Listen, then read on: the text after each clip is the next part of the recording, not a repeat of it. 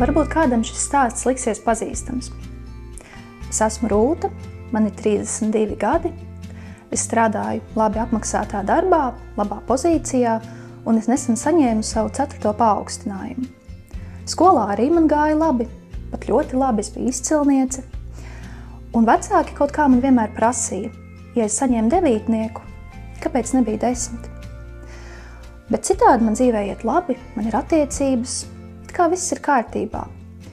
Un īsi pēc paaugstinājuma pagāja kāds pusgads, un es sāku justies slikti, skumji, dusmīga, neapmierināta, un es nesapratu, kas ar mani notiek.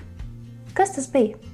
Kā psihoterapeiti mēs bieži satiekam šādus pacientus, kas piedzīvo perfekcionisma destruktīvos elementus.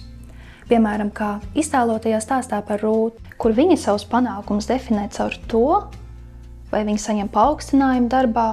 Ja viņi to saņem, viņi jūtas labi, bet ja viņi to nesaņem, ja nav nekādu tādu taustāmu panākumu, viņi atkal sāk justies slikti.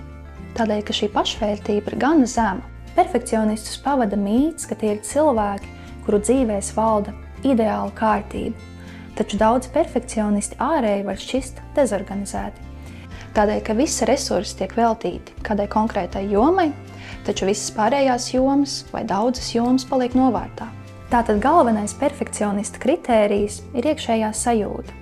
Mēs runājam par perfekcionismu gadījumos, kad cilvēks savu iekšējo vērtību definē caur dažādiem sasniegumiem un vēlas sasniegt kaut kādu konkrētu, taču diemžēl nesasniedzamu līmeni dažādās dzīves jomās. Un perfekcionismu raksturo arī šī ārkārtīgi kritiskā attieksme pret sevi un arī sevis salīdzināšana ar citiem. Pētot perfekcionismu izcelsmi, noskaidrot vairāki riska faktori. Viens no tiem ir nelabvēlīgas bērnības pieredzes, jeb traumatiska pieredze agrīnā dzīves periodā. Tā var būt vardarbība, nolaidība vai nedroša vide. Tāpat bieži vien cilvēki, kuriem piemīt perfekcionisms, un pētījumi parāda, ka tā ir vismaz 3. daļa no populācijas, šie cilvēki nāk no ģimenēm, kurās ir bijušas ļoti augstas prasības. Vai nu tā ir bijusi identifikācija ar vecāku, kurš arī ārkārtīgi vēlas augstus panākumus savā dzīvē, vai arī tas var būt gadījums līdzīgi kā Rūtai, ka vecāki prasa, kāpēc nebija 10.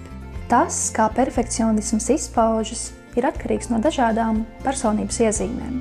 Piemēram, krasi atšķirsies cilvēks ar narcistiskām tendencēm, kuram būtiski ir saglabāt statusu un nepieļaut pazemojumu un kaunu. Savukārt cilvēks ar mazohistiskām tendencēm vēlēsies saglabāt mīlestību, iegūt novērtējumu, atzinību un tādēļ vēlēsies būt perfekts. Un reizēm arī cilvēki vēlas būt perfekti, lai izvairītos no trauksmes un bezspēcības sajūtas. Tomēr katram perfekcionistam ir arī cerība. Un tā slēpjas atziņā, ka perfekcionisms nav laimes atslēga. Piemēram, Rūtas gadījumā būtu svarīgi saprast, no kurienes nāk viņas perfekcionisms, kurā brīdī viņa sāka domāt, ka viņas vērtība balstās ārējos noteiktos sasniegumos. Darbā ar perfekcionismu palīdzoši ir nospraust konkrētus, sasniedzams mērķus un skaidrus robežas. Piemēram, pārliecināt sevi, izdarīt darbu tikai 80% apmērā, nevis maksimāli.